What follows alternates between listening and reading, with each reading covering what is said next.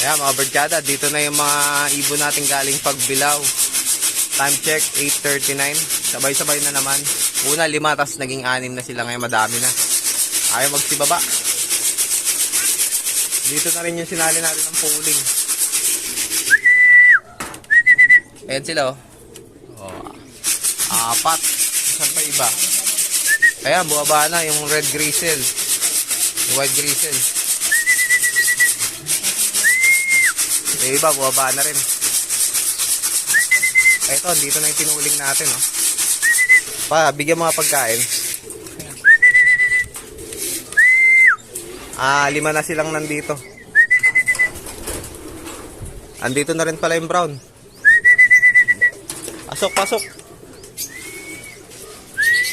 Pasok, pasok.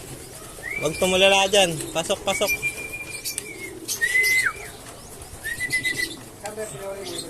Hindi, nandito pa sa taas yung dalawa.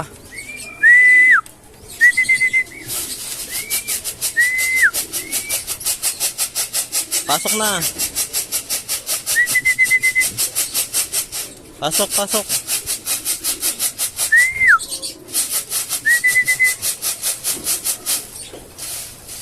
Ako, lumipad pa. Ako, rumonda pa. Awit. Rumonda. Ayaw magpastik. Ayan, nandito na rin yung malaking blue bar.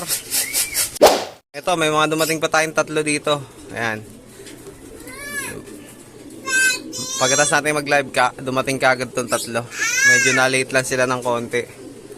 Ayan o. So, 2 na lang kulang natin. Yung isang brown natin na parang umitlog yata noong nakarang araw.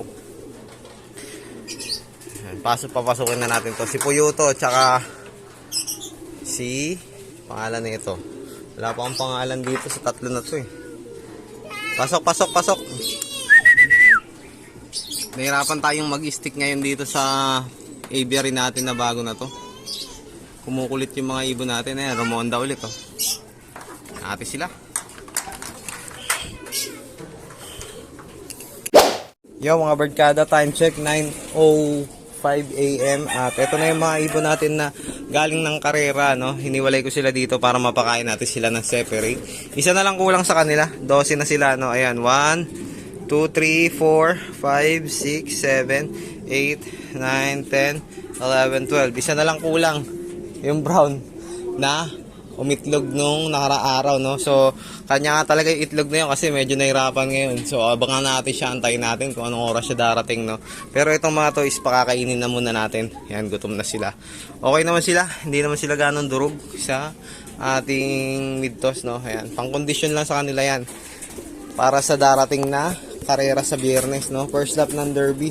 So, ayan. Kung hindi man makabalik yung isa natin is para talaga dun yun. Kapalaran niya siguro talagang mawala ng mid-toss, no? At mas okay yung kaysa mawala siya ng first lap kasi mapupustahan na siya or may entry na ng 500 pesos sa old bird tapos saka mawawala, no? So mas maganda na yung bago mag-derby mawala. Mas masakit kapag ka sa first lap nawala eh. So ayan mga birdkada. Ganun din kung magbutas siya ng first lap, mas masakit pa rin yun kasi wala ka na agad laban. So ito, pakainin na natin sila. Let's go.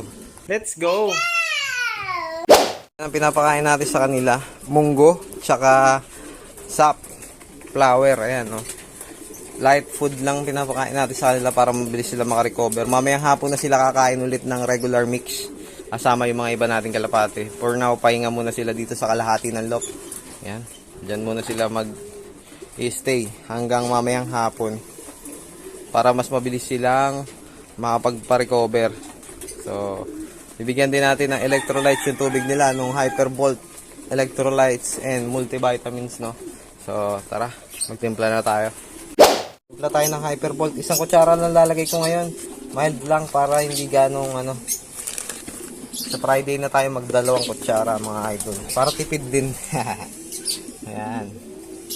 Inumin na natin tong mga alaga nating warriors. RS Hypervolt.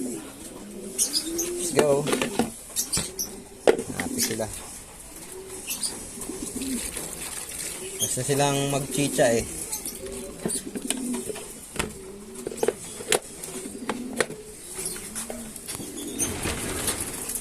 Yun o, ubos na yung chicha nila. Iinom naman na sila.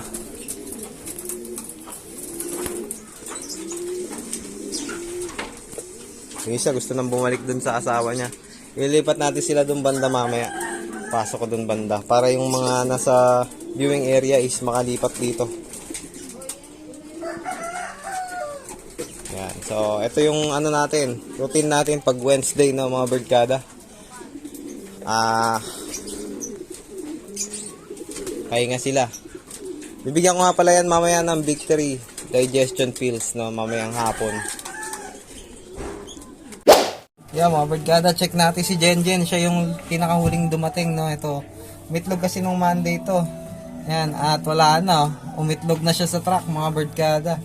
Kaya na-late nang uwi. Sabi ni Papa, mga alas 12 na raw to dumating. Yan, buti na lang umuwi, no. Tibay na itong ibon na to. Ayan. Mukhang okay naman katawan niya. Hindi na rin ganong stress. Pero bigyan natin siya ng Victory Digestion Pills tsaka ng bee pollen.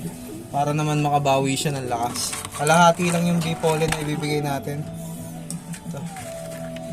Yan. Bee pollen. Tapos yung mga kasama niya, bigyan natin ng Victory Digestion Pills. Lahat sila. Yan. Ito yung pang salubong natin pag Wednesday. Victory Digestion Pills lang kasi intos lang naman yun pero siya yung Jenjen, bigyan natin ng bee pollen na yan. Ayos na, wala na yung itlog nya. Let's go.